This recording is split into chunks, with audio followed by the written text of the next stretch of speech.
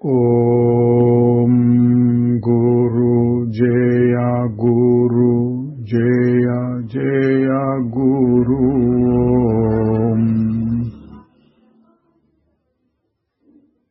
ఓం గురు జయ గురు జయ జయ గురు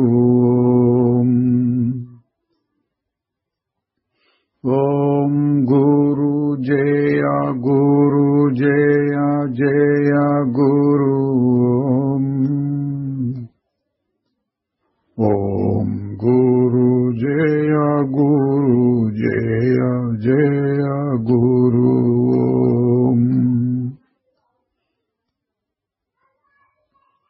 శ్రీ నిసర్గదత్త మహారాజు की జై.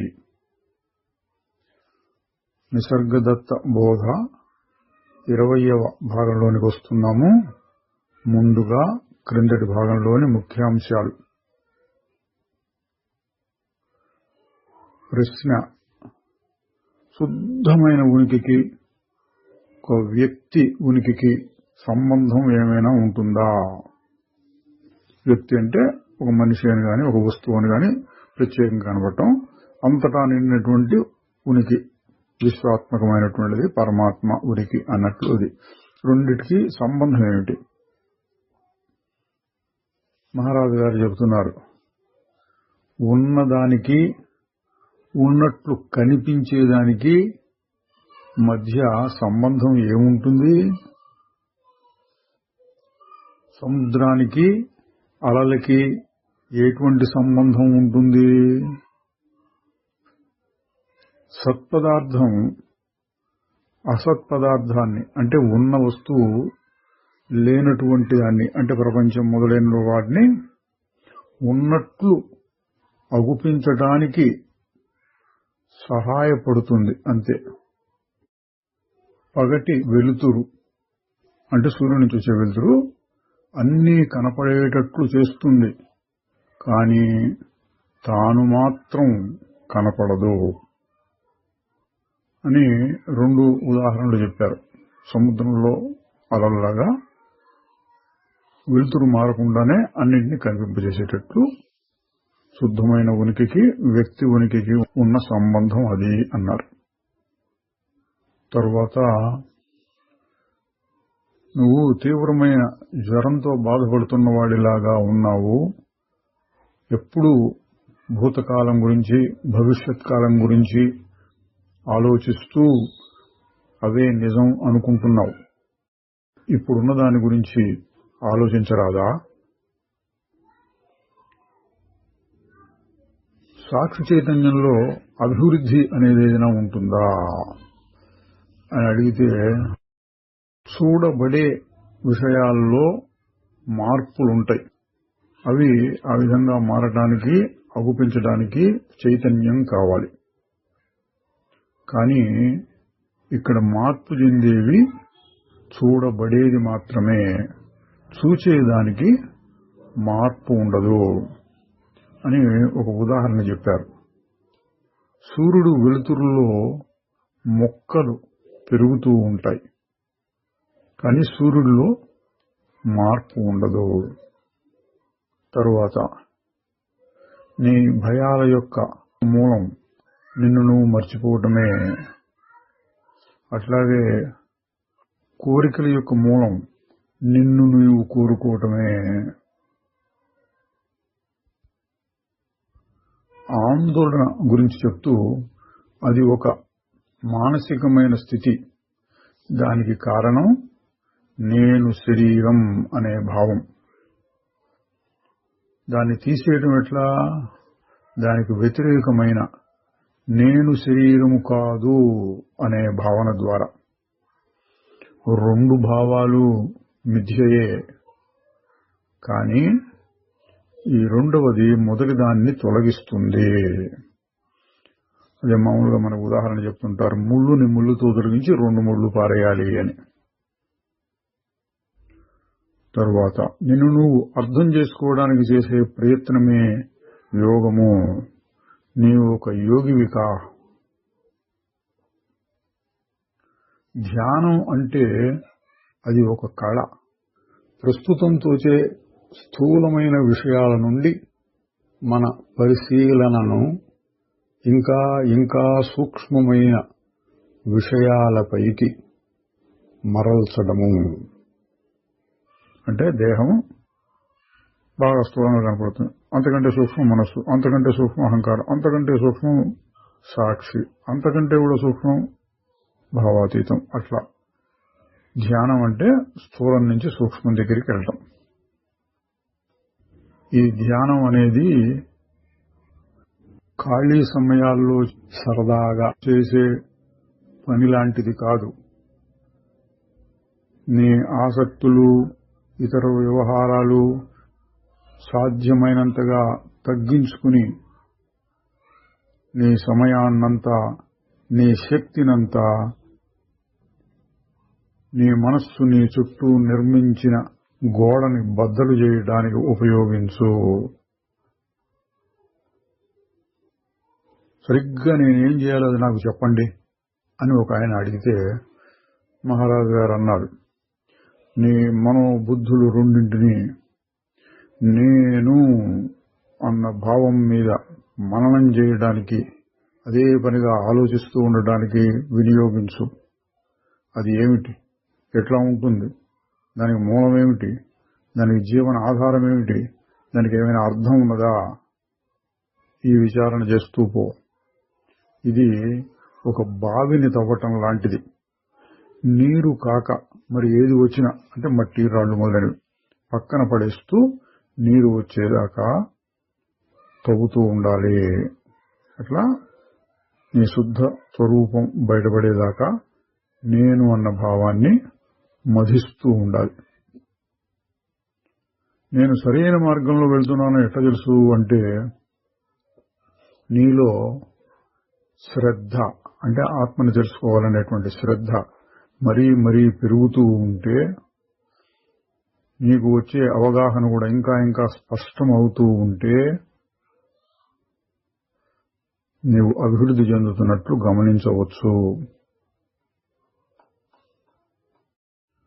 తరువాత ఒక ప్రశ్న,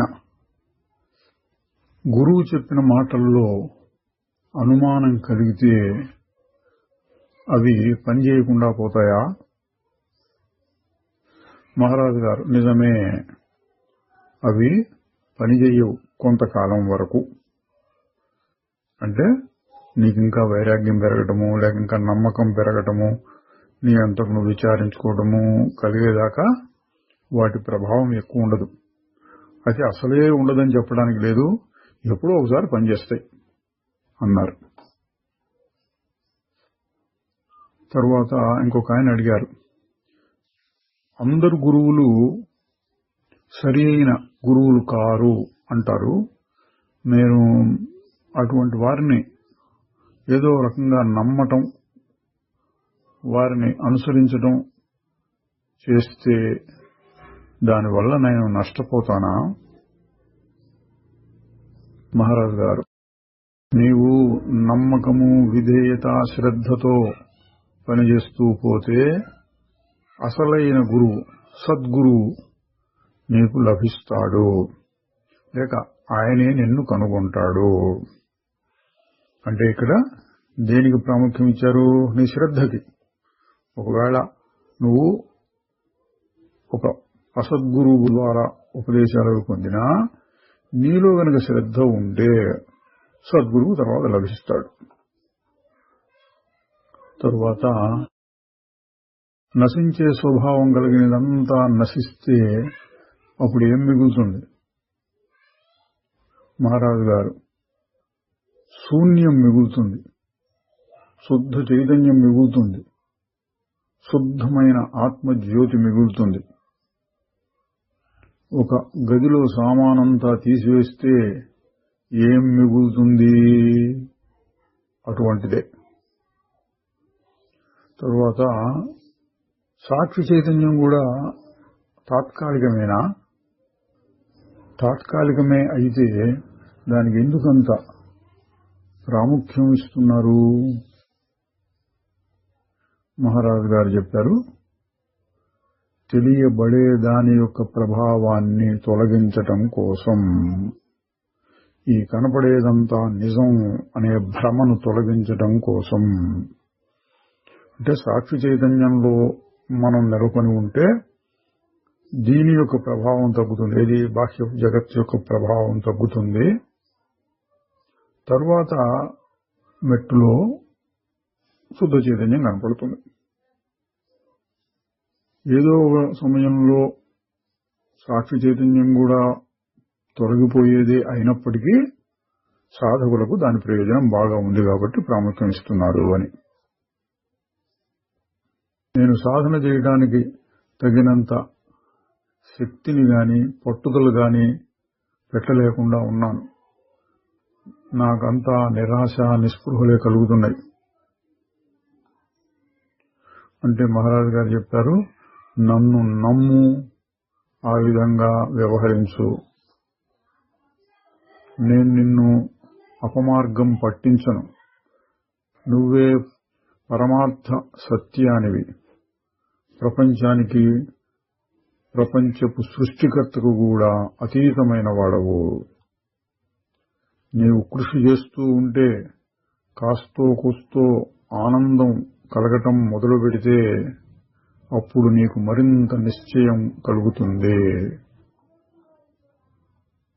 అంటే నాకు చేత కాదు, ఏం చేయాలో అంటే సరే నా మాటలు నమ్మి దాన్ని ఆచరిస్తూ ఉండు అన్నారు. తర్వాత ఇంకొక ఆయన అదే రకమైన ప్రశ్న అడిగితే, నన్ను నమ్మి తీరాలి అని నేను చెప్పటం లేదు, నీకు అవి ఇవి కలుగుతాయని వాగ్దానం కూడా చేయటం లేదు.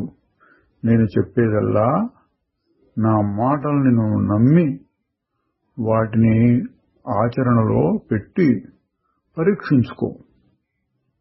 అప్పుడు నీకే అవి నమ్మతగినవా కాదా అని రుజువు అవుతుంది. నీకు సమయం గాని ఓపిక గాని లేదంటున్నావు సాధనలు చేయడానికి. అందువలన ఈ విశ్వాసం అనేదాన్ని ప్రత్యామ్నాయంగా నీకు చెప్పాను అన్నారు. నేను చాలా మందకుడిగా ఉంటాను, నాకు పట్టుదల గాని శక్తి గాని లేదు ఏదైనా చేయటానికి. మహారాజు గారు అన్నారు, కాదు కాదు, మొదటి మెట్టు ఎక్కటానికి నీకు తగినంత శక్తి ఉన్నది. ప్రతి మెట్టు తర్వాత మెట్టును ఎక్కటానికి కావలసిన శక్తిని సమకూరుస్తుంది. అంటే ఏదో చాలా చేయాలి అవన్నీ విని భయపడకు.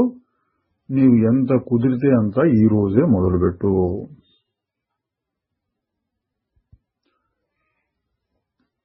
శ్రీ నిసర్గదత్త మహారాజుకి జై. ఇప్పుడు 20వ భాగంలోనికి వస్తున్నాము. అధ్యాయం 84. ఇంతకుముందు వచ్చిన గురువు మంచి చెడులు అన్న అంశం మీదనే మళ్లీ చర్చ వస్తోంది. ప్రశ్న, తమను తాము గురువులుగా ప్రకటించుకునేవారు చాలా మంది ఉన్నారని, అసలైన అంటే సద్గురువు దొరకటం చాలా దుర్లభమని మీరు చెప్పారు. మేము చాలా మందిని చూస్తూ ఉంటాము. వారికి పుస్తక పాండిత్యం బాగానే ఉంటుంది, తమ గురించి తమకు చాలా ఉన్నతమైన అభిప్రాయం కూడా ఏర్పరచుకుంటారు. చాలాసార్లు ఇతరులను ఆకర్షించటం కూడా చేయగలుగుతారు. శిష్యుల్ని సమకూర్చుకుంటారు. ఆ శిష్యులో తమ సమయాన్నంతా పనికిరాని సాధనలతో గడిపేస్తూ ఉంటారు. కొంతకాలం అయిన తర్వాత, చాలా సంవత్సరాల తర్వాత, ఒక శిష్యుడు తానేం చేశాను, ఏం పొందాను అని ఒక్కసారి వెనక్కి తిరిగి చూసుకుంటే ఏమీ లేదు అని తెలుస్తుంది. గురువుని అడిగితే శిష్యుల్లో తగినంత శ్రద్ధ భక్తి లేవని శిష్యుల మీదనే నెపం నెడతారు. అటువంటి గురువుల నుండి రక్షించుకోవటం ఎట్లాగా? మహారాజు గారు ఇతరుల గురించి అంతగా చింతించడం ఎందుకు అంటే, ఇతరుల గురువులు ఎవరు ఉన్నారని వాళ్ళ గురించి ఎందుకు, వాళ్ళ దగ్గరికి ఎంతో మంది వెళ్తూ ఉంటారు, అటువంటి వాళ్ళని మనం తప్పించడం ఎట్లాగూ అని ఆ సంగతులన్నీ నీకెందుకు అని అంటున్నారండి. గురువు ఎవరైనా సరే మంచి హృదయంతో తగిన నమ్మకంతో పనిచేస్తే అటువంటి వారు శిష్యులకు ఎటువంటి అపకారము చేయరు. అంటే గురువు ఎవరైనా సరే అంటే కేవల శాస్త్ర పాండిత్యమైనా సరే, అనుభవం ఉందా లేదా ఇవన్నీ కూడా అనవసరం. చిత్తశుద్ధితోటి శిష్యుల్ని బాగు చేయాలి అనే దృష్టితో పనిచేస్తూ ఉంటే దానివల్ల ఉపయోగం కలుగుతుంది అంటున్నారు. అప్పుడు అభివృద్ధి లేదు అంటే ఆ దోషం శిష్యులదే అనాలి. వారి సోమరితనమో లేక తమను తాము అదుపు చేసుకోలేకపోవటము అయ్యుండొచ్చు. అదేవిధంగా శిష్యుడు చాలా శ్రద్ధ గలవాడు,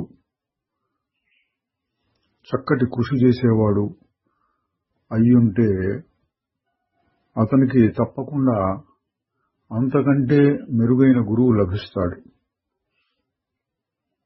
అంటే అంతగా అర్హతలు లేకపోయినా ఒక గురువుని నమ్ముకుంటే, అంటే మరీ మోసగాడైన గురువు కాదు, మోసం చేయాలని కాకుండా సహాయం చేయాలనే దృష్టితో చెప్తూ ఉంటే, వారి మాటను నమ్మి సాధన చేస్తూ ఉంటే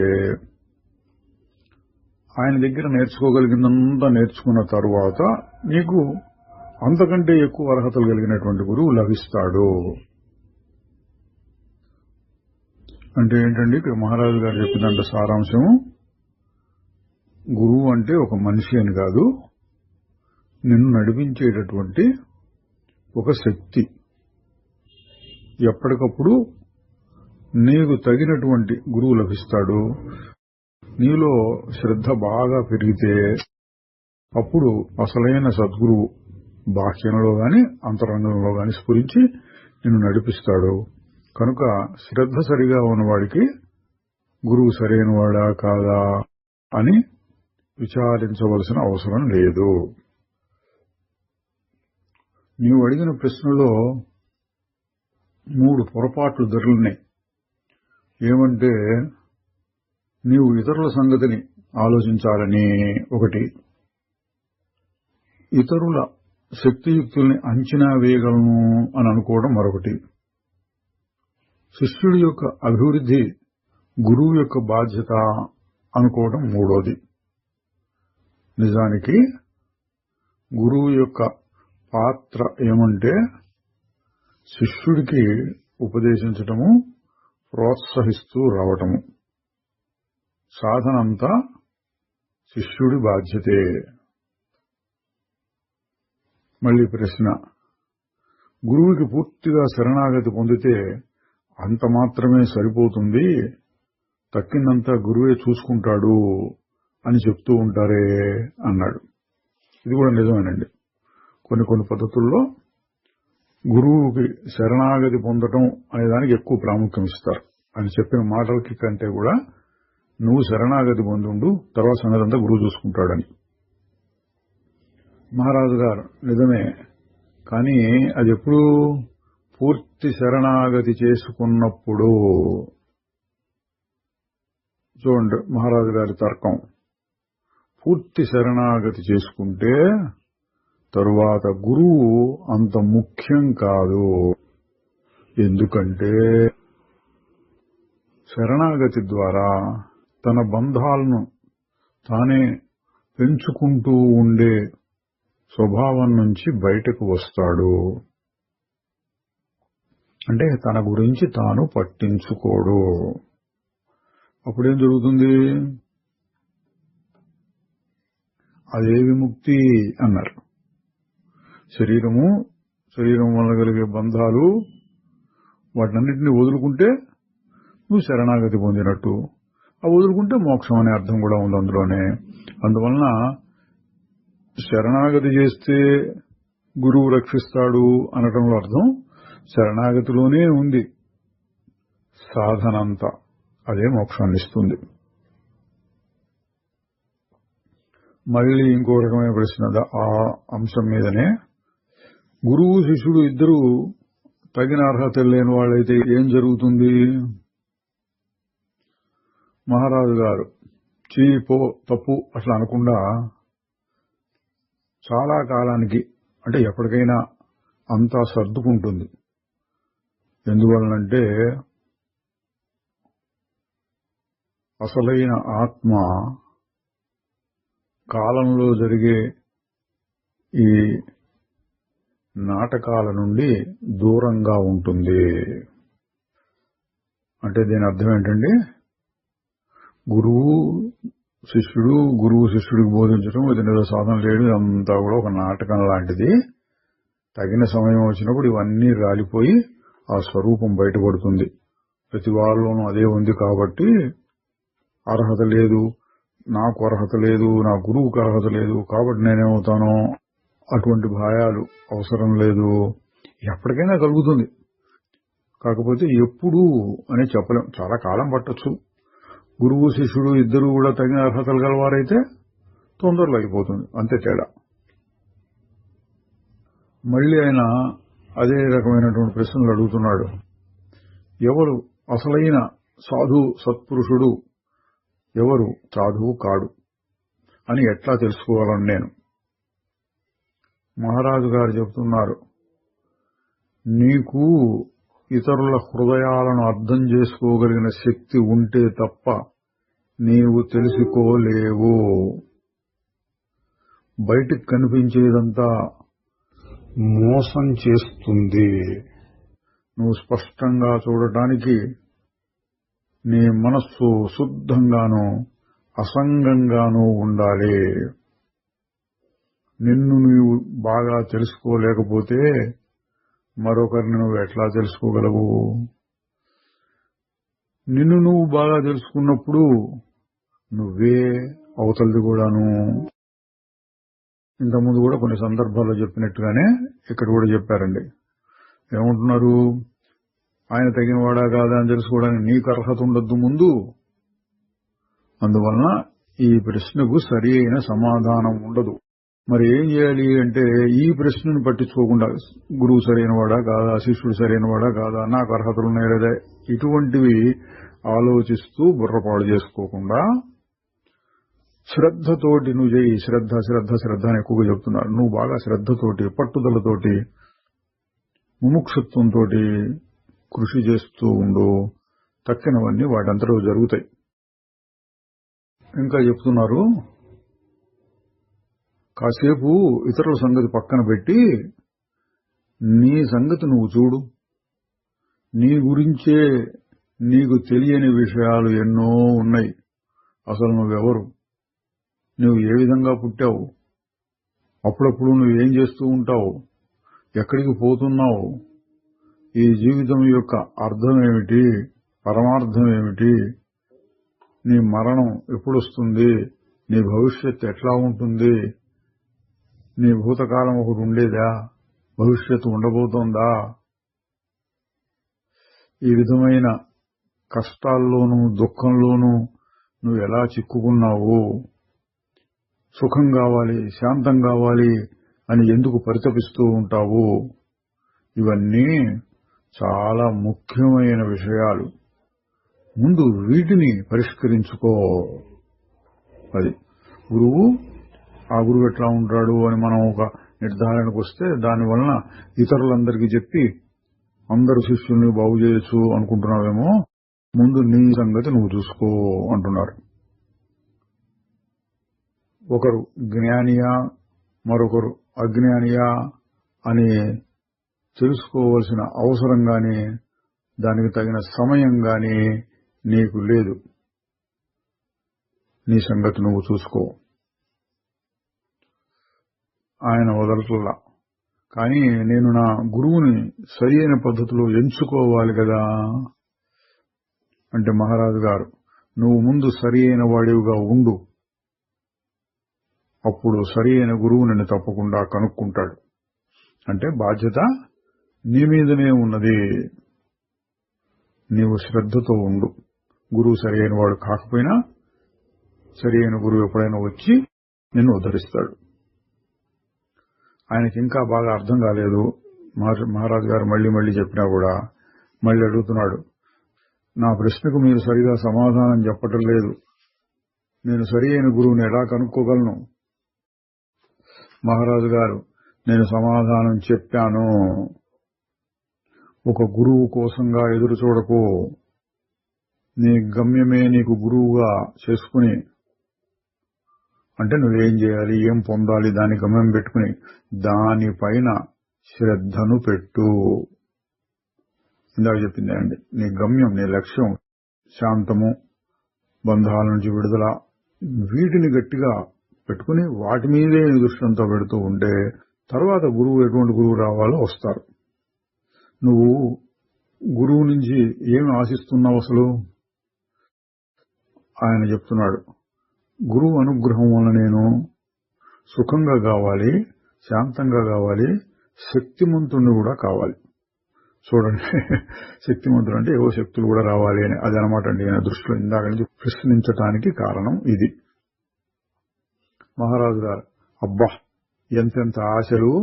ఒక సమయంలో ఒక ప్రదేశంలో అత్యల్పంగా ఉన్న ఒక వ్యక్తి శరీర మనస్సులతో కలిసిపోయినవాడు, పుట్టుక చావుల మధ్యలో రకరకాల బాధలు పడుతూ వస్తున్నవాడు సుఖంగా ఉండగలుగుతాడా అంటే మహారాజు గారి అభిప్రాయం ఏంటి?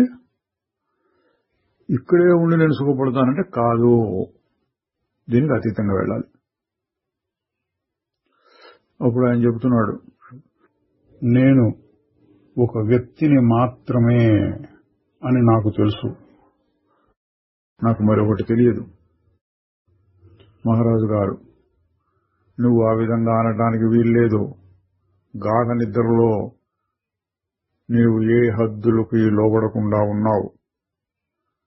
నిద్రపోవడానికి ఎంత ఇష్టపడతావు, నువ్వు ఎంత ప్రశాంతంగా స్వేచ్ఛగా హాయిగా ఉంటావు నిద్రపోయినప్పుడు. అందువలన ఆయన చెప్పిందంటే, నేను వ్యక్తిగా ఉంటాను అంత మాత్రం నాకు తెలిసినది తప్పు, అట్లా అనుకోకు, నువ్వు ఆ స్వరూపమే అంటున్నారు ఆయన. అయినా నాకు దాని గురించి ఏమీ తెలియదు. మహారాజు గారు, దాన్ని ఇంకొక రకంగా చెప్పాలి. నిద్రపోయినప్పుడు నీకేమీ తెలియదు, నీ దుఃఖాలు నీకు తెలియవు, నీ బంధాలు నీకు తెలియవు, నీ ఆందోళనలు కూడా నీకు తెలియవు. అవి తెలియవన్నారు. చూడండి ఎట్లా తిప్పారో. నిద్రపోయినప్పుడు నాకు ఏమీ తెలియదు అంటే ఏమీ అనేదానికి అర్థం ఏంటి? నీ బంధాలు, దుఃఖాలు, ఆందోళనలు అవి నీకు తెలియవు, అట్లా చెప్పు అంటున్నారు. అప్పుడు ఆయన అంటున్నాడు, మీ మాట నాకు కొంచెం అర్థమవుతోంది. మెలకువలో ఉన్నప్పుడు నేను ఉన్నాను అని తెలుస్తోంది, కానీ నాకు సుఖం తెలియడం లేదు. నిద్రలో నేను ఉన్నాను, సుఖంగా కూడా ఉన్నాను, కానీ ఆ సంగతి నాకు తెలియటల్లా. నాకు ఇప్పుడు కావాల్సిందల్లా నేను బంధాలు లేకుండా సుఖంగా ఉన్నాను అని తెలుసుకోవటం. అంటే నేను ముందే అటువంటి స్వరూపం తెలుసుకోవాలి, నేను అదే కదా నేను చేయాల్సింది అంటున్నాడు మహారాజు గారు.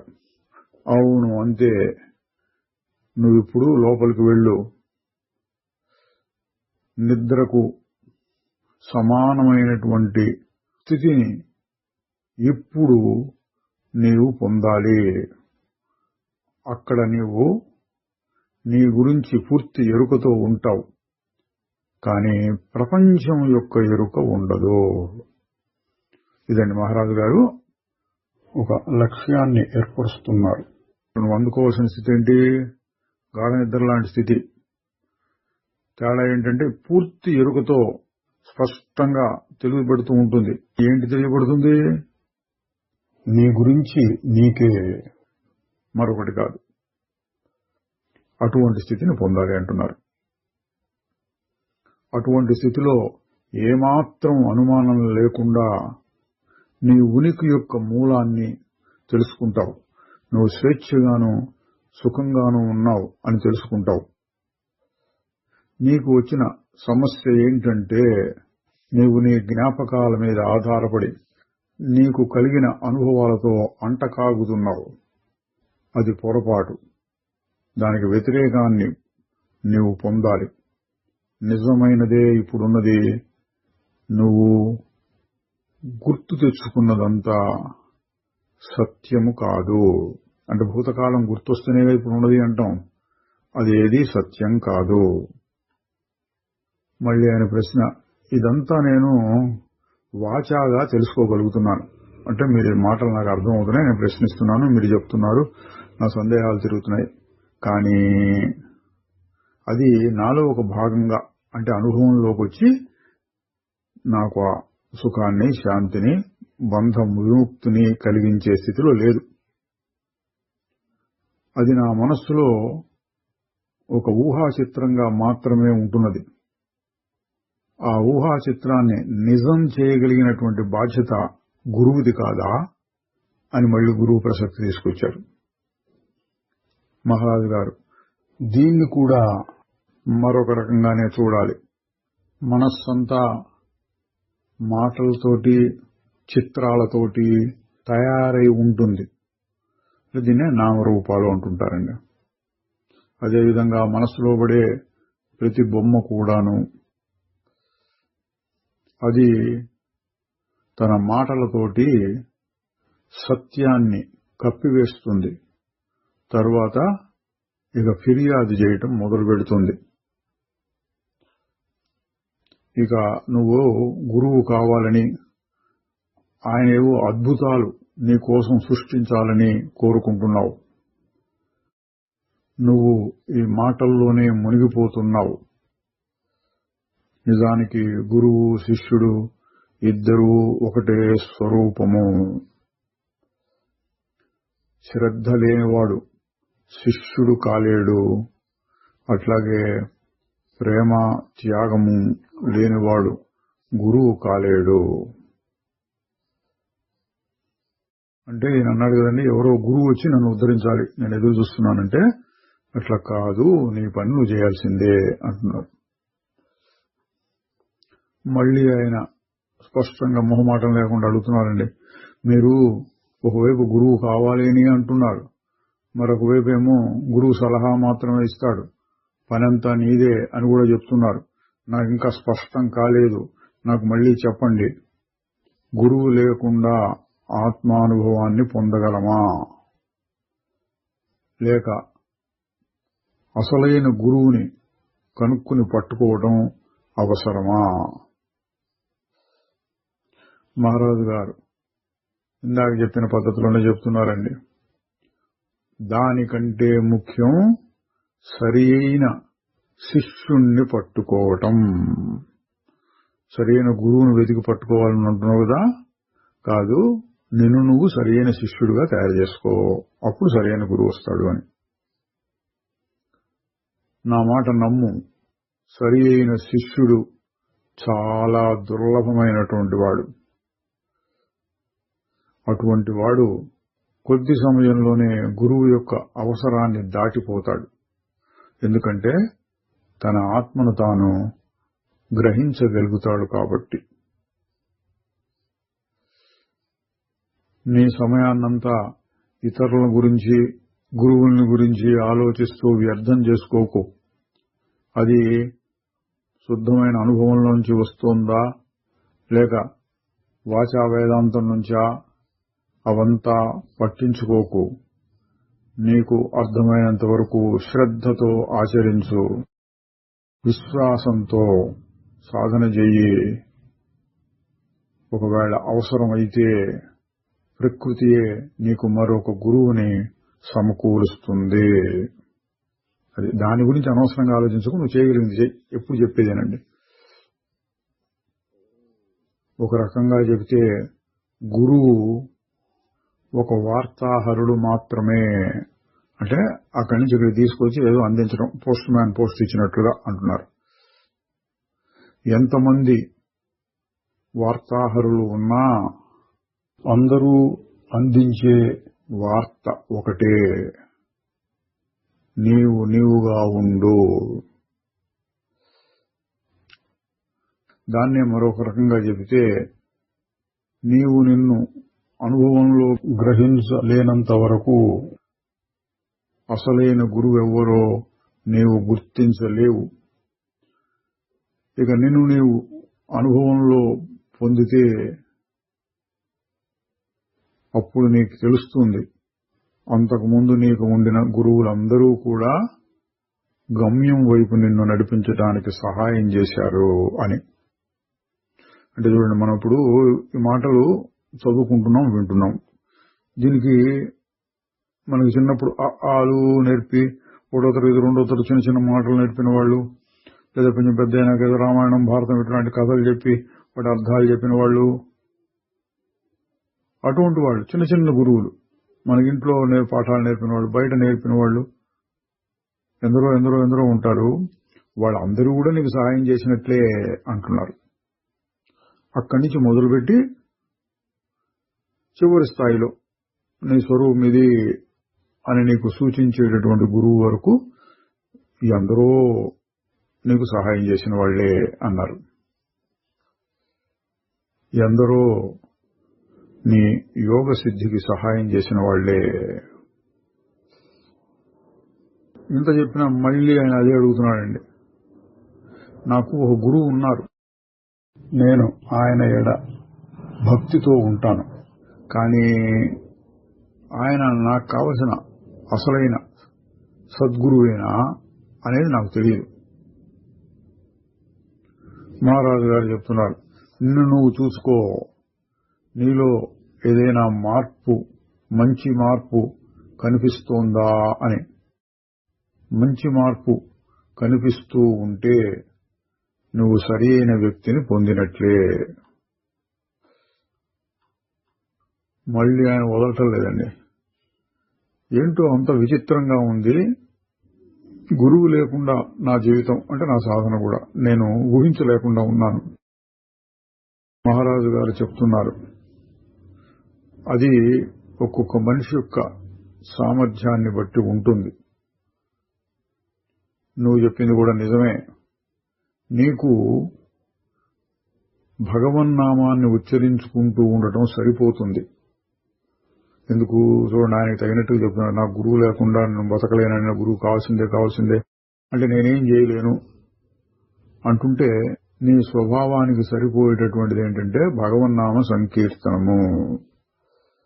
నువ్వు ఏవో సాధన చేయాలని, దేన్నో అనుభవించాలని, సాక్షాత్కరించుకోవాలని అనుకోవద్దు. భగవన్నామమే నీకు ఎల్లప్పుడూ కావలసిన ఆహారం, దాని మీదనే బతుకుతూ ఉండు అంటే ఇంతగా అడిగారు కాబట్టి మహారాజు గారు చెబుతున్నారు, నీకు నేనెవరు లేక నేను భావము మీద విచారణ అనేది కుదిరేటట్టు లేదు, నువ్వు భగవన్నామం చేసుకుంటూ ఉండు అన్నారు. మళ్లీ ప్రశ్న, ఏవో కొద్ది అక్షరాలు లేక మాటలను ఊరికే అనుకుంటూ ఉంటుంటే అది ఒక రకమైన పిచ్చి అవుతుందేమో.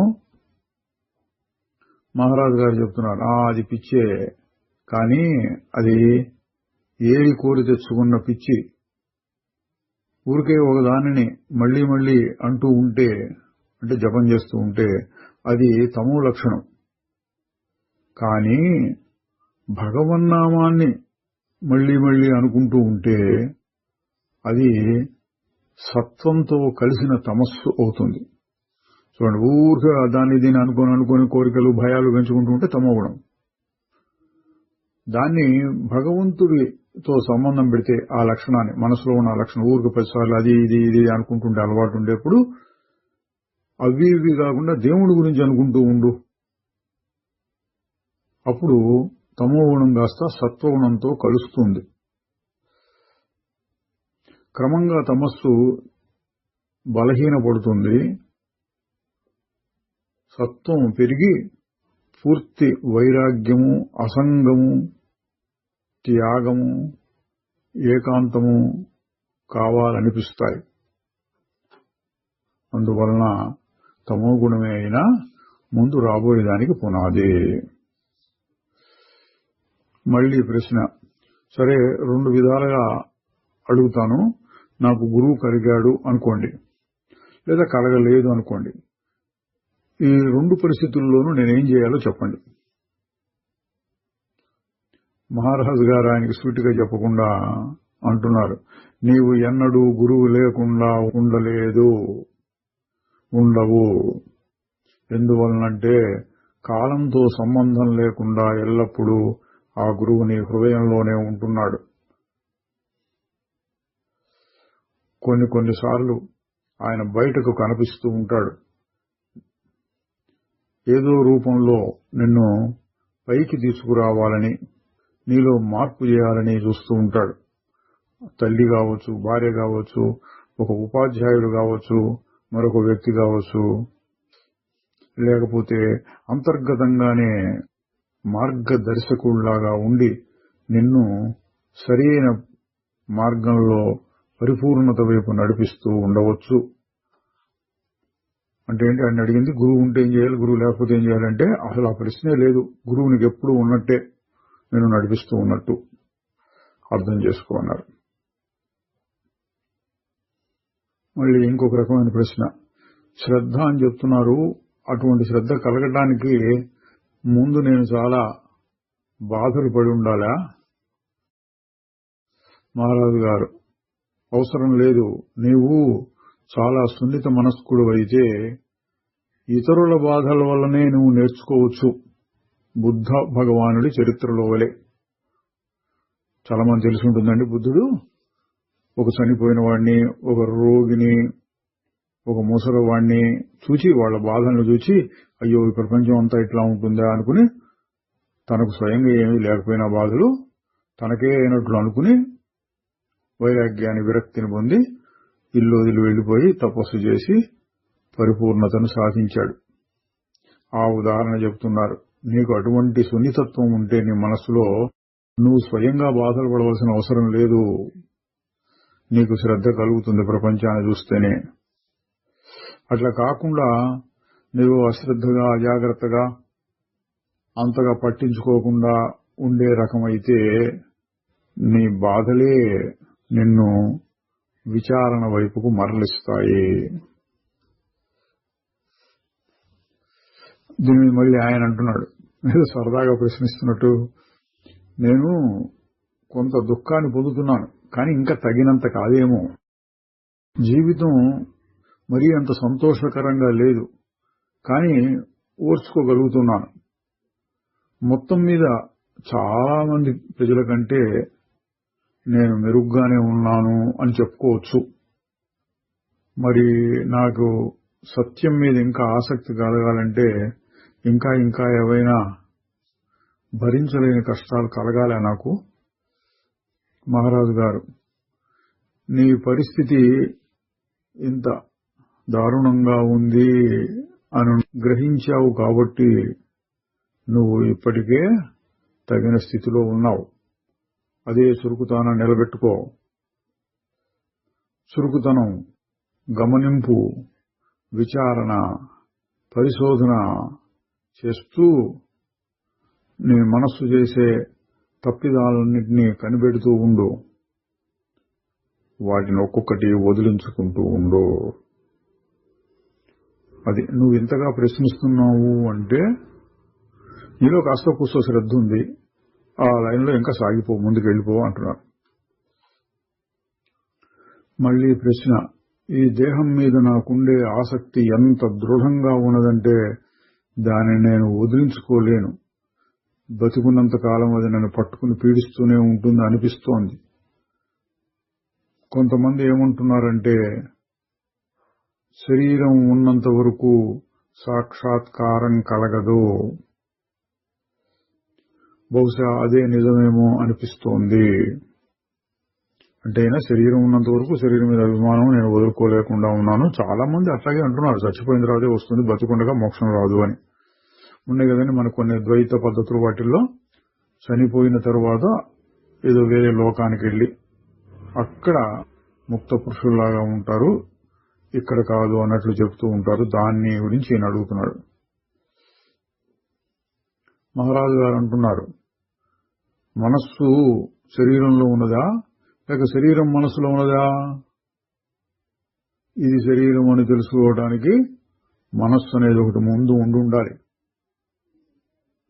అందువలన నేను శరీరము అనే భావం నుంచి విడుదల పొందాలి, ఆ తర్వాతనే ఆత్మానుభవం పొందొచ్చు అనుకోవడం సరికాదు. అది దానికి వ్యతిరేకంగా ఉంటుంది. నీవు ప్రస్తుతం అసత్ పదార్థాలను పట్టుకుని వేలాడుతున్నావు. సత్యం అంటే ఏంటో నీకు తెలియదు.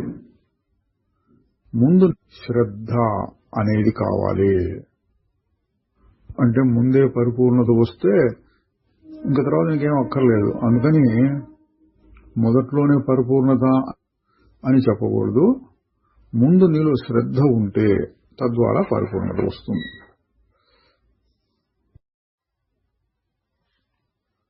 తరువాత అధ్యాయం 85. ప్రశ్న: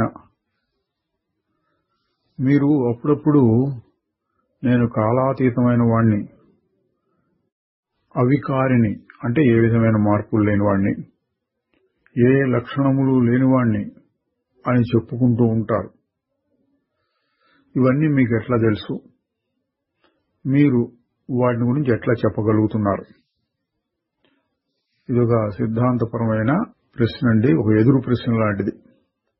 కోర్టులో ప్లేడర్లు ఆర్గ్యూ చేసుకుంటారు చూడండి, అట్లా. భావాతీతం, కాలాతీతం, అవికారం అటువంటి మాటలు చెప్తూ మీకెట తెలిసింది చెప్తున్నారు అంటే అది మార్పే కదా అని అక్కడ ఈయన్ని పట్టుకోవాలని చూస్తున్నారు మహారాజు గారిని.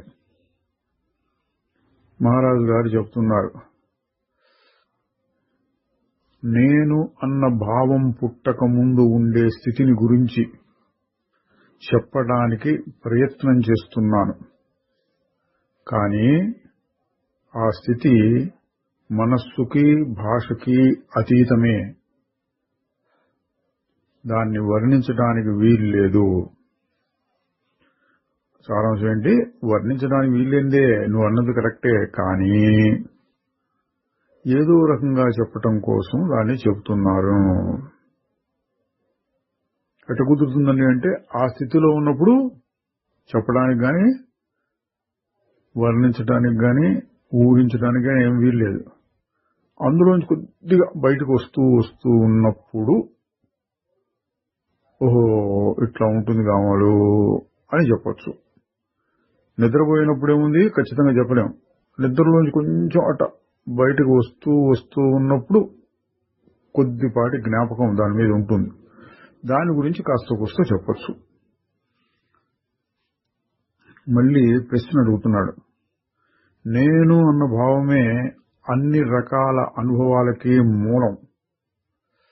మీరేమో మిమ్మల్ని మీరు అవికారి, ఏ విధమైన మార్పులు లేనివారుగా చెప్పుకుంటున్నారు.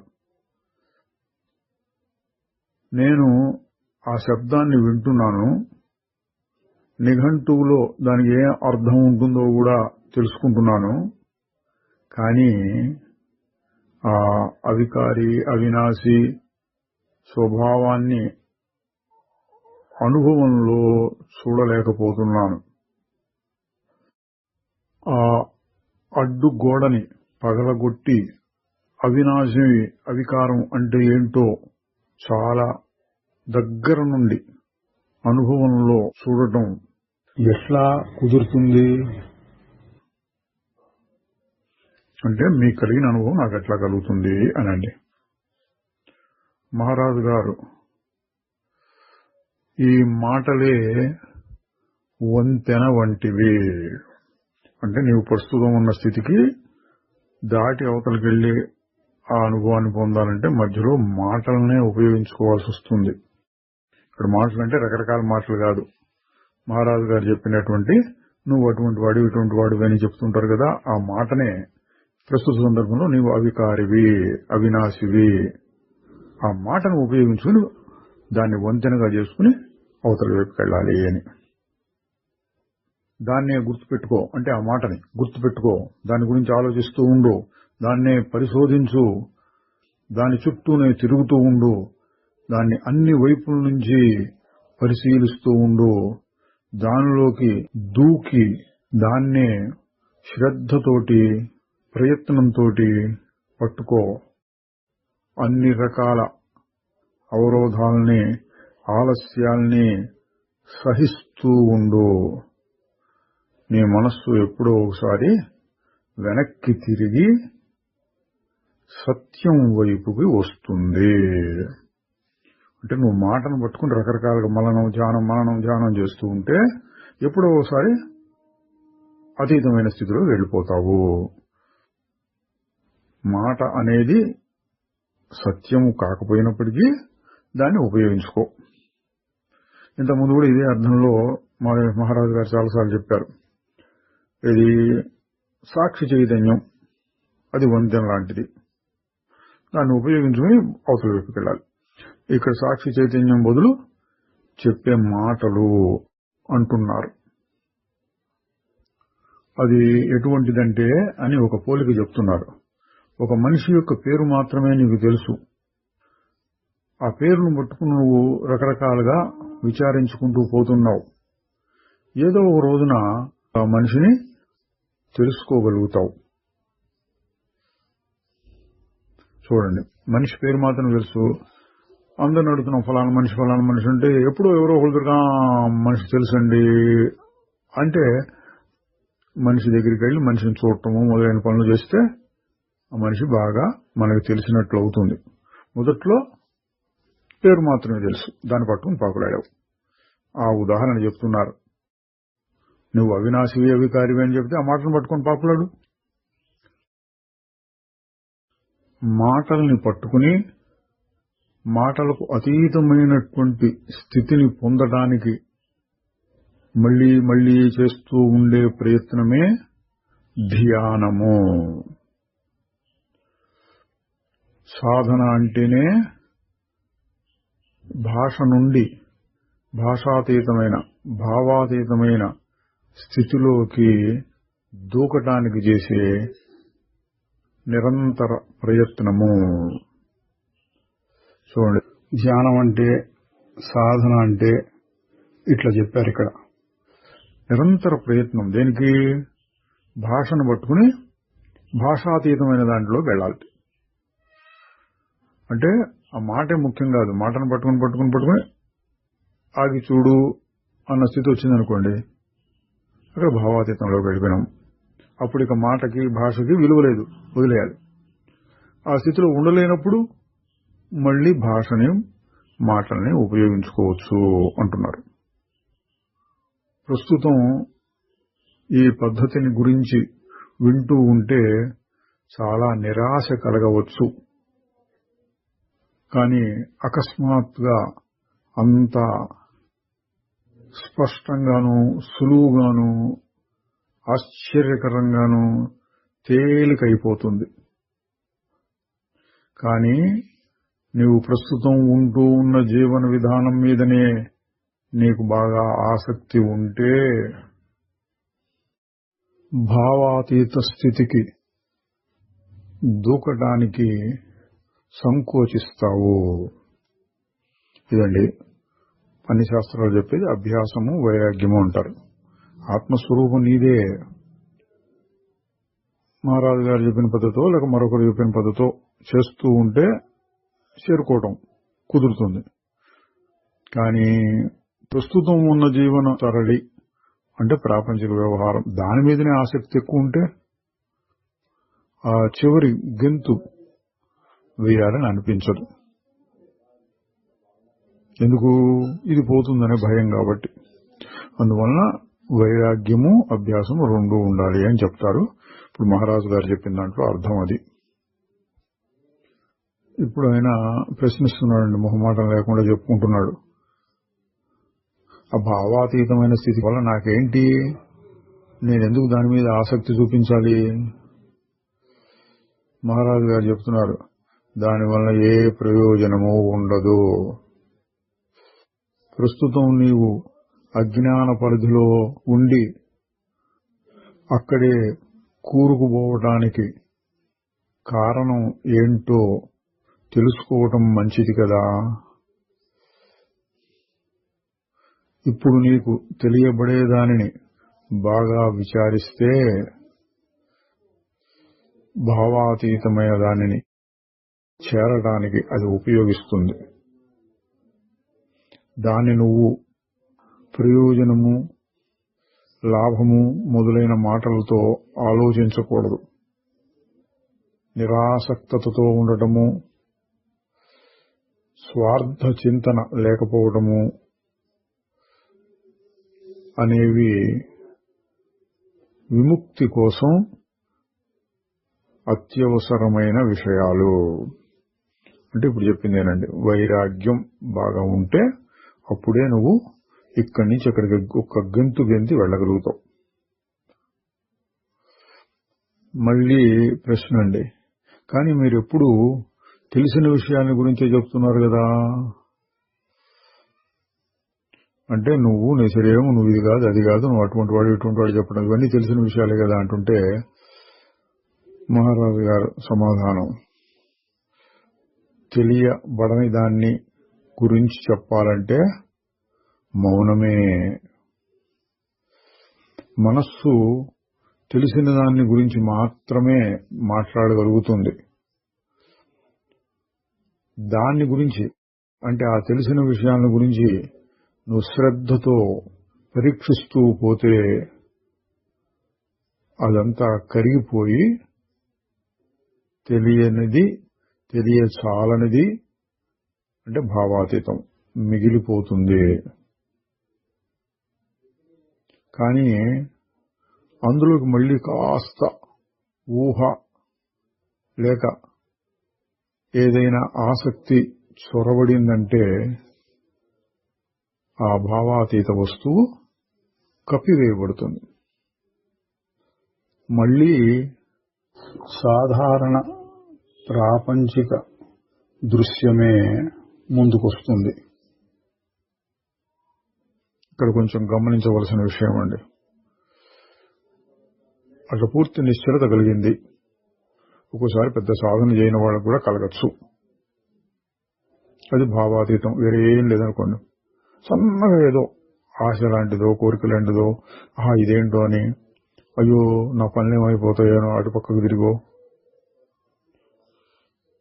ఏదో ఒక రకమైన భావం సూక్ష్మమైనది వస్తే మెల్లిగా అది విజృంభించి మళ్ళీ ఇటు పక్క పడిపోతాడు. ఎందుకు? వైరాగ్యం స్థిరంగా లేదు కాబట్టి. దీని మీద ఎక్కువ ఆసక్తి లేకుండా ఉండేటందుకు ఏం జరుగుతుంది? నిశ్చల స్థితి కలిగినప్పుడు దాని మీద ఆసక్తి కలిగి ఇటు పక్కకు రావాలి అనిపించదు. మహారాజు గారు ఇంకా చెప్తున్నాడు, తెలియబడేది, మారిపోయేది దేంతో నువ్వు ఇప్పుడు బతుకుతున్నావో దాని మీదనే నీకు ఆసక్తి. ఈ మారిపోయేదాన్ని చూచి చూచి ఇక చాలు అనిపించినప్పుడే మారని దాని మీద కోరిక కలుగుతుంది. అప్పుడే నువ్వు వెనక్కి తిరిగి మనస్సుకు అతీతమై ఖాళీ అని, చీకటి అని చెప్పదగిన స్థితికి చేరడానికి సిద్ధమవుతావు. అంటే ఇందాక చెప్పిందేనండి, వైరాగ్యం తీవ్రంగా ఉండాలి. అది ఎట్లా వస్తుంది? చూసి చూసి చూసి చూసి వివేకం అంటే అది. ప్రపంచాన్ని అనేక రకాలుగా చూసి చూసి చూసి ఇక్కడ శాశ్వతమైనది లేదు అన్నప్పుడు, ఎన్నో చూశాను ఇంతకంటే మంచిదేముంది ఇక్కడ అన్నప్పుడు. యోగ వాసిష్టంలో బలి చక్రవర్తి కథలో వస్తుంది ఇది. అదేదో 3 కోట్ల సంవత్సరాలు అన్నారు అక్కడ. ఆయన 3 లోకాలని కలిపి పరిపాలించి పరిపాలించి అనుభవించి అనుభవించి అనుభవించి అప్పుడు ఆయనకి విసుగు వచ్చిందిట. ఎంత అనుభవించినా, ఎన్నిసార్లు అనుభవించినా ఇదేగా, కొత్త ఏమి లేదు అని అప్పుడు ఆయన మనస్సు వెనక్కి తిరిగింది, అంటే ఆత్మవైపు అని చెప్పారు అక్కడ. మీరు చెప్పేదంతా చూస్తూ ఉంటే అది మరణంలాగా అనిపిస్తోంది నాకు. అంటే చచ్చిపోవటమే ఇంక ప్రపంచానికి అని. మహారాజు గారు, అవును, అయితే అదే సర్వవ్యాపకమైనది, అన్నిటినీ జయించగలిగినటువంటిది, భాషకు అతీతంగా ఉన్న శక్తి. సామాన్యమైన మెదళ్ళు దాన్ని అందుకుంటే వణికిపోతాయి. అందువలనే సాధన కావాలి. సాధారణమైన మెదళ్ళు అంటే అనుభవానికి సిద్ధంగా లేనివి, ప్రపంచ వ్యవహారాలను కూరుకుపోయిన వాటికి ఎప్పుడైనా ఎవరైనా మహాత్ముడు ఆత్మానుభవానికి సంబంధించినటువంటి అనుభవం కొద్దో గొప్ప కలిగిస్తే వణుకు పుడుతుందట, దాన్ని తట్టుకోలేరు. అటువంటి వర్ణనలు కూడా వస్తాయండి అక్కడక్కడ మహాత్ముల చరిత్రలో. రామకృష్ణ పరమహంస గారి దగ్గర కొంతమంది అబ్బో మాకు ఇది వద్దండి అని వెళ్ళిపోయిన వారు, అట్లాగే రమణ మహర్షి గారి దగ్గర కూడా ఏదో ఒక స్థితి కలిగితే నాకు పెద్దగా వణుకు పుట్టింది అన్నవారు కూడా ఉన్నారు. అదే మహారాజు గారు చెప్తున్నారు, క్రమంగా వివేకము, వైరాగ్యము, ఆత్మజ్ఞానము, సాధన ఇవన్నీ ఉంటే వాళ్ళు దాన్ని అనుభవించగలుగుతారు అని చెప్తున్నారు. తక్కిన వాళ్ళు ఇప్పుడు ప్రశ్నించిన వారి వల్లనే అది మరణం లాంటిదేగా అనుకుంటారు. మహారాజు గారు ఇంకా చెప్తున్నారు, అవికారి అంటే మార్పు చెందినటువంటి పదార్థం మౌనం ద్వారా మాత్రమే అనుభవించవచ్చు. ఒకసారి ఆ అనుభవం కలిగితే దాని ప్రభావం మారిపోయే వాటి మీద కూడా చాలా లోతుగా ఉంటుంది. తాను మాత్రం మారదు. మారిపోయే వాటి మీద అంటే మనస్సు మీద, ఇక్కడ మనస్సు ద్వారా చేసేటువంటి వ్యవహారాల మీద దాని ప్రభావం ఉంటుంది. ఎటువంటి ప్రభావం?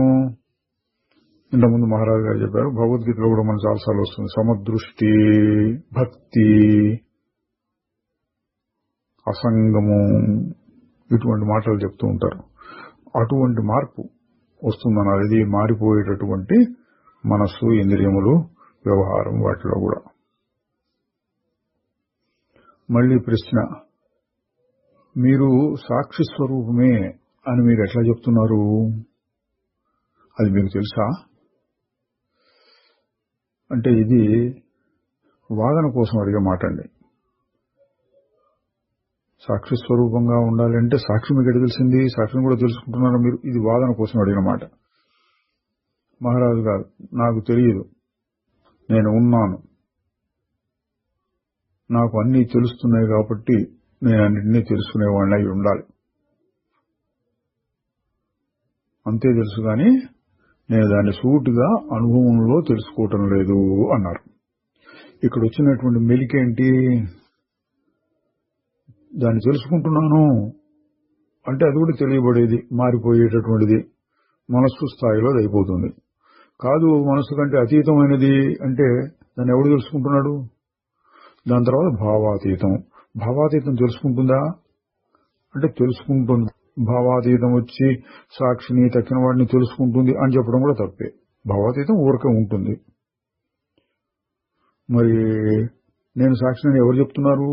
ఇదనమాట. ఒక చిక్కు ప్రశ్న వేశాడు ఆయన. వేస్తే మహారాజు గారు చెప్పారు, దానికి తగినట్లుగా చెప్పారు. సాక్షి ఉన్నది అని నాకు తెలియదు, నేను ఉన్నాను అంతే. అన్నీ తెలియబడుతున్నాయి కాబట్టి నేను సాక్షిని అని దాన్ని వర్ణిస్తున్నా అని. మళ్ళీ ఇంకో ప్రశ్న, అనుభవం అని చెప్తున్నారు, అనుభవం కూడా పొరపాటు అయి ఉండొచ్చు, తప్పుదోవ పట్టించేది అయి ఉండొచ్చు కదా? మహారాజు గారు, నిజమే, కానీ అనుభవం యొక్క అసలు స్వరూపం మాత్రం అటువంటిది కాదు. అనుభవం ఏదైనా సరే అది సత్యమైన అసత్యమైన అనుభవం కలుగుతోంది అన్నదాన్ని కాదనలేం గదా. అందువలన దానికి అదే రుజువు. ఫలానా అనుభవం ఉన్నప్పుడు అది నిజమా అబద్ధమా అని మనం పరీక్షించుకోవచ్చు, ఎట్లాగైనా రుజువు చేసుకోవచ్చు. ఏదో ఒక అనుభవం కలిగింది, దాన్ని కాదంటానికి లేదు. అది ఇక్కడ మహారాజు గారు చెప్పారు.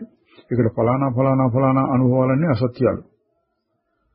ఏదో ఒక అనుభవం ఎప్పుడు ఏదో ఒకటి కలుగుతోంది అంటే మూలమైనటువంటి అనుభవం అది ఎప్పుడూ ఉంటుంది. అది మహారాజు గారు చెప్పబోతున్నారు. దానికి అదే రుజువు. నిన్ను నీవు చాలా సూక్ష్మంగా దగ్గర నుండి పరిశీలిస్తున్నట్లుగా చూసుకో. మానసిక చైతన్యంలో వచ్చిపోయేవి ఏవైనా వాటి సాక్షి మాత్రం వాటిపైన ఆధారపడకుండా మారకుండా ఉంటుంది. ఇది ఎప్పుడు చెప్పేదేనండి. చూడబడే వాటిలో ఎన్ని మార్పులు వచ్చినా ఏది మారకుండా ఉంటుందో ఆ అనుభవం అసలైన అనుభవం, అన్ని అనుభవాలకి ఆధారమైన అనుభవం మనం చెప్పుకుంటూ ఉంటాం. ఉత్త అనుభవం, ఫలానా లేకుండా. నేను లేక జీవ చైతన్యం యొక్క మూలానికి వెళ్ళు. క్రమంగా అదే శుద్ధ చైతన్యం అని నీవు గ్రహించగలుగుతావు. అదే నీ నిజ స్వభావం. నీవు ప్రస్తుతం తెలుసుకునేది ఏది, నాది అనుకునేది ఏది నీవు కావు. ఇది ఎప్పుడు చెప్పేదేనండి. నేననే భావాన్ని పట్టుకొని మూలానికి వెళ్ళమంటున్నారు. ప్రస్తుతం నేను అనుకునేది ఏది అసలు నేను కాదు. మళ్లీ ప్రశ్న అండి. అసలైన వస్తువు అంటే సత్పదార్థం వాక్కుకి మనస్సుకి అతీతమైతే దాని గురించి ఎందుకంత మనం ఎక్కువ మాట్లాడుకుంటున్నాము? ఇవ్వండి, సిద్ధాంతపరమైన పూర్వపక్షం ఒక మొండిగా ఏదో ప్రశ్నించాలి అన్నట్లుగా అడిగేటటువంటి ప్రశ్నలు ఇవి. సత్పదార్థం గురించి ఎందుకు మాట్లాడాలి మనం అసలు అంటున్నాడు మహారాజు గారు. ఆయనకి తగినట్లుగా చెప్తున్నారు చూడండి. అందులో ఒక సంతోషం ఉంది, నిజమే. ప్రపంచంలో ఎన్నో విషయాల గురించి మాట్లాడుకోవటంలా అదొక సుఖం.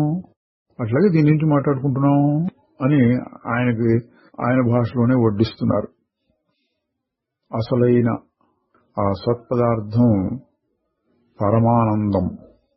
దాని గురించి మాట్లాడుకోవటం కూడా ఆనందమే.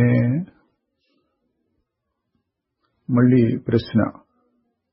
మీరు మారిపోయేదాన్ని అసత్యమని అశాశ్వతమని అంటూ ఉంటారు. అది అర్థమవుతూనే ఉంది. కానీ అవినాశి అవికారి అయిన దాని గురించి మీరు చెప్పేది నాకు అర్థం కావట్లేదు. ఇది కాదు అది కాదు, జ్ఞానాలన్నింటికీ అతీతమైనది, ఏం ప్రయోజనం లేదు అంటున్నారు. మరి ఎందుకు దాని గురించి మాట్లాడుతున్నారు? అసలు నిజంగా అది ఉంటుందా? అది ఊరికే మానసికమైన ఒక భావం మాత్రమేనా? మారుతోంది అని చెప్పేదానికి వ్యతిరేక పదం వాడాలి కాబట్టి మారటం లేదు అని చెప్తున్నారా అని ఇట్లా గుచ్చి ప్రశ్నిస్తున్నారండి. కోర్టులో ఆర్గ్యుమెంట్ లాగానండి. వీడు దోషి అని ఒక లాయర్ గారు అంటుంటే కాదు అని మరొక లాయర్ వాదించినట్లు. మహారాజు గారు చెప్తున్నారు, అది ఉన్నది, అది మాత్రమే ఉన్నది. కానీ నీవు ప్రస్తుతం ఉన్న స్థితిలో అది నీకు ఉపయోగించదు. నీ దగ్గరే ఒక గ్లాసు నిండా నీళ్లున్నాయి. దాన్ని పక్కన పెట్టుకుని నీవు నిద్రించి ఒక ఎడారిలో చాలా దాహంతో బాధపడుతున్నట్లు కలగంటున్నావు. నేను నిన్ను కలలో నుండి మేల్కొల్పడానికి ప్రయత్నిస్తున్నాను అన్నారు. బయట నీళ్లున్నాయి, పక్కనే మంచం పక్కనే నీళ్లు పెట్టుకుని పడుకున్నావు. ఎడారిలో దాహంతో ఉన్నట్టు బాధపడుతున్నావు. మేల్కుంటే నీ బాధ పోతుంది. ఎడారిలో పెద్దగా తవ్వి ఒక చెరువు లేదా బోరు వెల్లు వేసి నీళ్లు సంపాదించి అంత ప్రయత్నం చేయగల, మేల్కుంటే చాలు. ఆ ఉదాహరణ చెప్పారు. ఇంకా చెబుతున్నారు, నేను నీకు చెప్పేదల్లా ఇదే. అవినాశి ఆనందము అయిన దానిని చేరుకోవాలంటే వినాశకరము బాధాకరము అయిన వాటి మీదని ఆసక్తిని వదులుకోవాలి. నేను లేని చోటే సుఖం ఉన్నది. నేను అంటే ఇక్కడ అహంకారం అండి. అహంకారం లేని చోటే ఆనందం ఉంటుంది. అది మాటలకు అతీతమే, కానీ చేరడానికి అసాధ్యమైనది కాదు. ఈ నేనుకు అతీతమైన దానిని నువ్వు చేరుకోవాలి. అది నీకు దొరుకుతుంది. సరే, ఇంత అయిన తర్వాత చివరిగా ప్రశ్నలు అడిగి విసుగొచ్చినట్టుంది అంటున్నాడు. సరే, ఇప్పుడు నేనేం చేయాలో చెప్పండి. మహారాజు గారు మళ్ళీ ఎన్నోసార్లు చెప్పింది మళ్ళీ చెబుతున్నారు. ప్రతిక్షణం మారిపోతూ ఉండే నీ జీవితాన్నే శ్రద్ధగా పరిశీలిస్తూ ఉండు. లోతుగా అన్వేషించు. నీ మనస్సులో ఉన్న భావాలని, సూక్ష్మమైన కోరికల్ని కనిపెడుతూ ఉండు. త్వరలోనే నీవు ఆ బుడగని పేల్చివేయగలుగుతావు. అంటే మనస్సు అనేది ఒక పెద్ద బుడగ లాంటిది. సముద్రంలోనో ఎప్పుడన్నా వర్షం పడేటప్పుడు బుడగలు వస్తుంటాయి నీళ్లలో. అటువంటివే వచ్చినప్పుడు ఇట్లా చేయి పెట్టో ఓ చిన్న పిన్నిస్ లాంటిది పెట్టి పొడిస్తే అది బద్దలైపోతుంది. అట్లా నువ్వు చేయగలవు.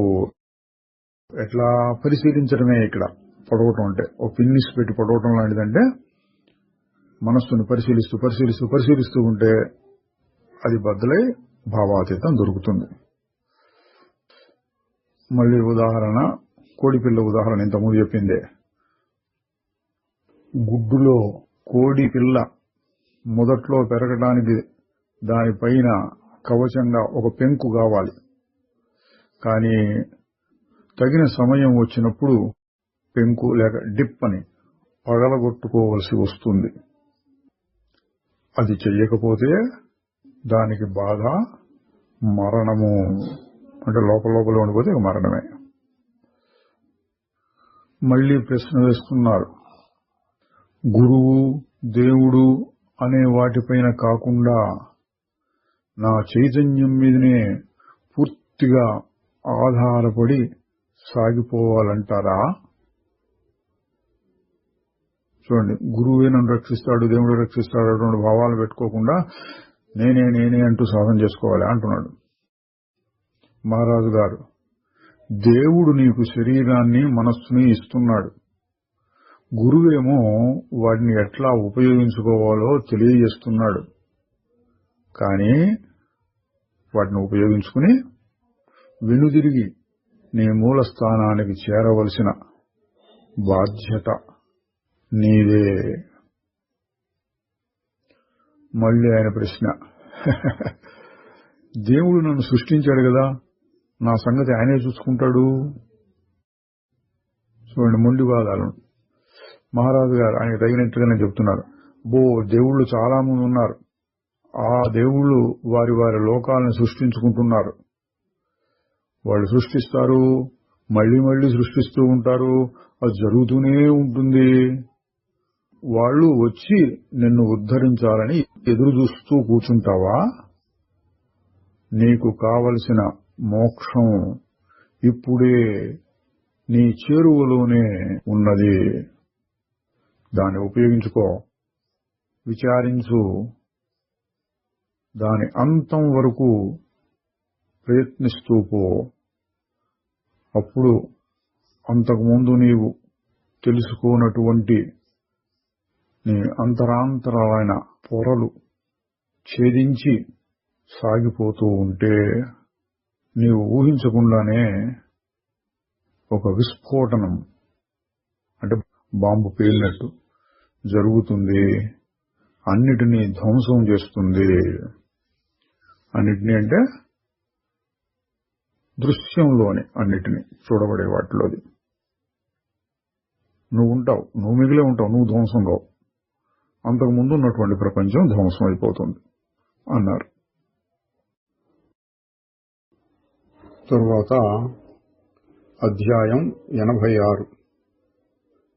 ప్రశ్న: నా గురువు శ్రీ బాబాజీ గారు, ఆయన గురించి మీ అభిప్రాయం ఏమిటి? మహారాజు గారు చెప్తున్నారు, ఏం ప్రశ్న అయ్యా ఇది? బొంబాయిలో ఉన్న ఆకాశాన్ని గురించి పూనాలో ఉన్న ఆకాశం అభిప్రాయం ఏమిటి అన్నట్లుగా ఉంది. చూడండి, ఇక్కడ మహారాజు గారి చమత్కారం. అక్కడ ఆకాశం అని ఇక్కడ ఆకాశం రెండు ఒకటే. అట్లాగే గురువు అంటే ఎక్కడైనా ఒకటే. ఇంకా చెప్తున్నారు, పేర్లు మారతాయి కానీ ఆకాశం మారదు. అట్లాగే బాబాజీ అనే మాట ఒక అడ్రస్ మాత్రమే, అంటే ఒక ఫలానా వ్యక్తికి సంబంధించింది. ఆ అడ్రస్ లోపల ఎవరుంటారు అంటే పరమాత్మ చైతన్యం, అదే గురువు. తర్వాత ఇంకొక ప్రశ్న, వ్యక్తిని అంటే అహంకారాన్ని తీసివేయడం ఎలాగా? మహారాజు గారు, దృఢమైన నిశ్చయం చేత అవన్నీ పోయేవే అని అర్థం చేసుకో, అవన్నీ పోవాలి అని కోరుకో. నువ్వు శ్రద్ధతో ఉంటే అన్నీ పోతాయి. అంటే వ్యక్తికి సంబంధించినవన్నీ అనండి. నేను ఫలానా ఇటువంటి భావాలు. ఎవరైనా సరే నీకు చెప్పేదేమంటే నువ్వు శుద్ధ చైతన్యానివేను, ఒక శరీర మనస్సుల సంఘాతం కాదు. దాన్ని అంగీకరించు, అది కుదురుతుంది అని భావిస్తూ తర్వాత పరిశోధన చేయి. అంటే ఏదైనా విషయాన్ని పరిశోధించాలంటే ముందు కాస్త కోస్త నమ్మకం ఉండాలి. ఆ నమ్మకం మీద ఆ విషయాన్ని పరిశోధన చేసి విచారణ చేసి తర్వాత నిజమే అనొచ్చు. లేదా నేను చాలా ప్రయత్నం చేశానండి, నాకు సరిపోలేదు, నాకు కుదరలేదు అని కూడా అనొచ్చు. ముందైతే నువ్వు కాస్తో కూస్తో నమ్మకం పెట్టి పరిశోధన చేయాలి అంటున్నారు. మళ్ళీ ప్రశ్న, నేను వ్యక్తిని కాకపోతే మరెవరిని? మహారాజు గారు ఒక మంచి ఉదాహరణ చెప్తున్నారు. ఒక బట్టని తడిపితే అది చూడటానికి, స్పర్శకి, వాసనకి వేరుగా అనిపిస్తుంది. అదే ఆరినప్పుడు మళ్ళీ మామూలు బట్టలాగా అయిపోతుంది. నీరు వచ్చింది, తర్వాత పోయింది. బాగా ఎండిన తరువాత అది ఇంతకు ముందు తడిగా ఉండింది అని ఎవరు చెప్పగలరు? ప్రస్తుతం నిన్ను నీవు ఎట్లా ఊహించుకుంటున్నావో అది నీ సహజమైన స్వరూపం కాదు. దాన్ని వదిలేయి. నేను వ్యక్తిని అనే భావాన్ని వదులుకో, అది చాలు. నీవు ఎవరివో అది నీవు కానక్కర్లేదు, ఎందుకంటే అయ్యి ఉన్నావు కాబట్టి. ఉదాహరణ ఏంటి? తడి బట్ట మళ్ళీ ఎండిన తర్వాత ప్రత్యేకంగా ఏదో కావాలా, తడి వచ్చింది, తడిపోయింది అంతే. అట్లా నీవు కాని దాన్ని వదిలించుకుంటే నువ్వుగా ఉంటావు. ఇంకా చెప్తున్నారు, సాధన అంటే పైన కనిపించేవి మారిపోయేవి అయిన వ్యక్తికి సంబంధించిన విషయాల నుండి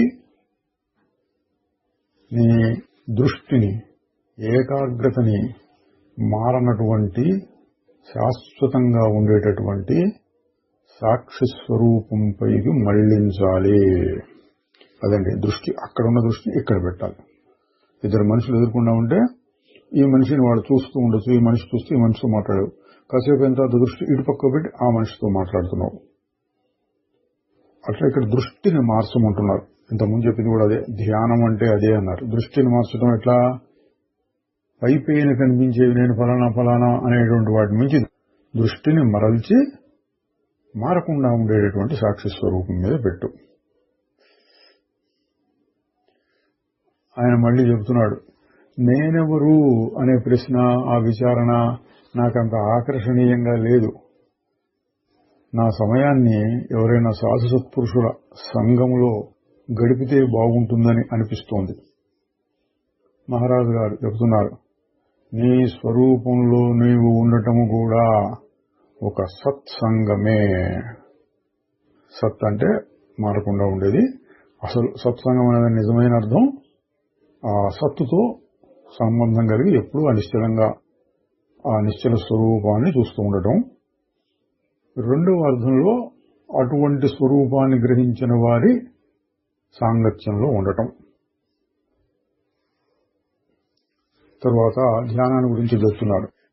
నేను శరీరం కాదు, మనస్సు కాదు, ఈ సాక్షిని కూడా కాదు, మరేమంటే అన్నిటికీ అతీతమైనటువంటిది అన్న భావంలో నీవు గట్టిగా నిలబడి ఉంటే నీ మనస్సు స్పష్టత సంతరించుకుంటుంది. అంటే మరింతగా స్పష్టంగా తికమక లేకుండా చూడగలుగుతుంది. నీలో మార్పులు కలుగుతాయి.